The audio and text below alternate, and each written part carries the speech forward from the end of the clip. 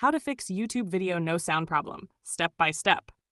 Your YouTube video playing but there's no sound? Don't worry.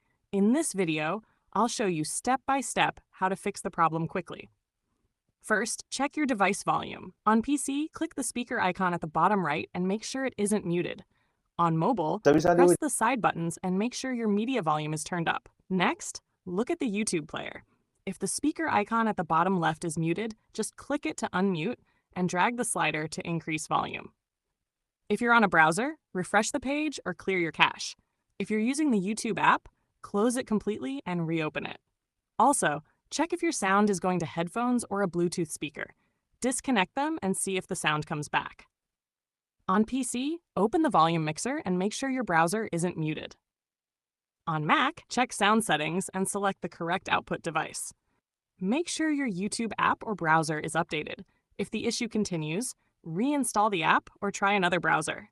And finally, restart your phone or computer. This often fixes temporary glitches. And that's it. By following these steps, you should be able to fix the no sound problem on YouTube.